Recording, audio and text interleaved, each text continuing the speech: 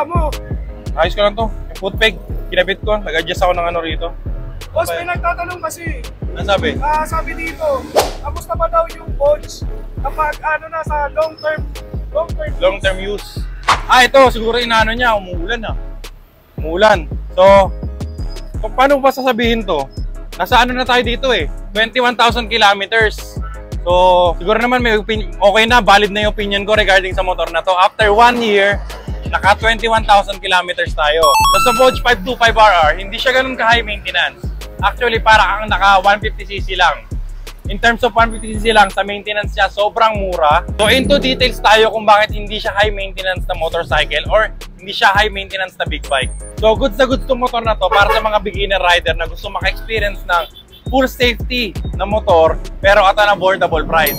Tapos, sobrang torquey ng motor, sobrang ganda ng power. So, basic opinion yan, alam naman natin na lahat ng motor ngayon pwedeng palakasin at lahat na halos may safety.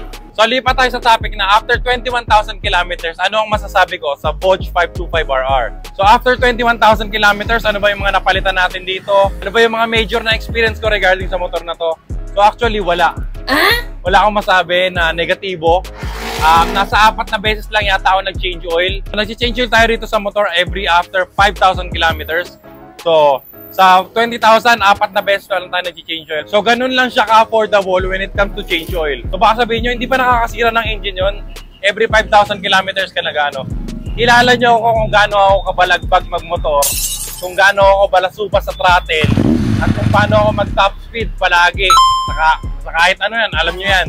Sa highway, sa kalye, balagbag tayo magmaneho. So, sa 5,000 kilometers change oil, hindi ako nakaramdam ng kahit na anong kasalanan or parang may nagbago sa performance ng motor na to. So, ang naging pinaka-maintenance ko siguro dito is yung mga preno. Ang preno sa harap, hindi ko pa napapalitan ever since na nakuha natin siya. Pero yung preno sa likod, nakakatatlo na yata tayo or 4 na palit na. So, bakit ganon? Kasi nga, usually, rear breaker talaga tayo. Hindi tayo madalas gumamit ng front brake, kaya ang madalas maubos ay yung rear brake. So, isa sa dahilan kung bakit hindi na uubos ang front brake natin ay dahil nga naka-Brembo tayo. So, sa sobrang lakas ng front brake nito is kahit nga tapik-tapik lang, magagawa niyang pahintuin yung motor. Umuulan na. Puta kung umuulan na, War. Dito tayo. So, umuulan na pero tuloy pa rin tayo kasi nga yung comment nyo, kailangan yung malaman kung anong feedback ko regarding sa motor na to. So, preno, yung harap hindi pa natin napapalitan. Yung rear nakaka-4 na beses na tayo. So, syempre, ang pinakalagi natin pinapalitan ay yung gulong. So, ang stock na gulong na itong Vogue 525RR ay Diablo Rosso 3 Pirelli. Pero ito nga, nakaka-3 beses na palit na tayo. Naka-Corsa R93. So, Corsa R93 kasi ang ginagamit natin. Kasi nga, ito yung gulong na nagmamatch sa driving style ko. Sa sobrang aggressive ko sa braking, sa cornering. So, ito yung bumabagay sa akin. Kasi nakapag-try na ako ng ibang gulong. Lalo na yung mga adventure tires. Yung hard compound na gulong is hindi talaga bagay sa akin. Dumudulas ako. So, ito, soft compound, affordable price. Kaya, suwabing-suwabe itong Corsa R93 na gamit natin sa Vogue. So, 21,000 kilometers, hindi tayo nakaramdam ng kahit na anong performance error performance sa engine niya. Hindi tayo nakaramdam ng paglamya. Napalitan lang natin dito, actually, nalagyan lang natin siya ng slider. Actually, nung sumempla nga tayo sa racetrack, yung gamit natin to, wala pa siyang slider. Pero ang naging tama niya lang is itong ano lang. Ito, bar end lang. Ito. So, ganun kaganda yung bar end niya, yung positioning. Ayan. Pag tumumba ka, hindi siya tumatama or hindi tatama yung fairings mo. Also, ang napalitan lang natin dito ay yung exhaust. Naka-slip-on exhaust lang tayo. Ayan. Ito, stock to. Stock elbow to. Naka-catalytic pa rin siya. Ang stock niya medyo malaki. Tapos medyo kulog siya, katahimik. Ganda naman ng supermoto noon.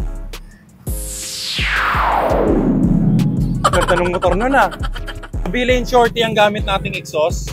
Ayan, para marinig lang natin yung tamang ingay or yung totoong ingay ng motor na to. Okay, so bago ako makalimutan, alam ko napanood nyo na pinalitan natin yung clutch lining nito. Noong nasa 18,000 kilometers pa lang siya. So bakit ba natin ginawa yun? Kasi sunod-sunod yung endurance natin.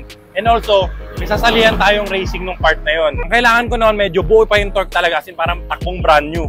So pinalitan natin yung clutch lining niya noong 18,000 kilometers siya. Pero overall, 20,000 kilometers, ganun pa rin siya sa gas. Tipid pa rin siya sa gas. Buo pa rin yung power niya. Wala akong nag-i-issue sa throttle body, sa makina. Walang kahit ano, sa preno. Wala. Never ako naka-experience ng parang kailangan ko siyang dalhin sa kasa para ipaayos. At kahit na grabe yung barubal natin sa daan, kahit na may humps, hindi tayo humihinto, pinaparampa natin yung motor. Never nasira itong T-post bearing niya. So, itong part na to, usually bumibigay ito sa akin sa mga ibang motor. Pero dito sa Bosch 525RR, hindi siya bumigay. Sa mga ibang motor, yung front suspension bumibigay sa atin, naglilik agad. Yung iba naman, bumibigay yung swing arm. Pero dito sa Bosch 525RR, wala tayong naging issue na kailangan palitan sa pyesa. Bukod sa clutch na kailangan natin i-refresh kasi nga papasok tayo ng racetrack. Pero overall, 21,000 kilometers, swabing-swabe performance, walang nagbago sa gas range. Wala akong na-experience na sira sa wiring. Sa panel naman, never ako nagkaroon ng issue na check engine, never pumalya yung mga modes, never pumalya yung ABS, yung traction control, laging nagana, umuulan, babuhangin. So lifesaver, or yun nga pala ang pinaka-best thing na nakalagay dito is yung traction control. Sobrang accurate niya. Kaya safe na safe sa kahit na anong aggressive riding natin. So yan ang feedback ko regarding dito sa Bosch 525RR.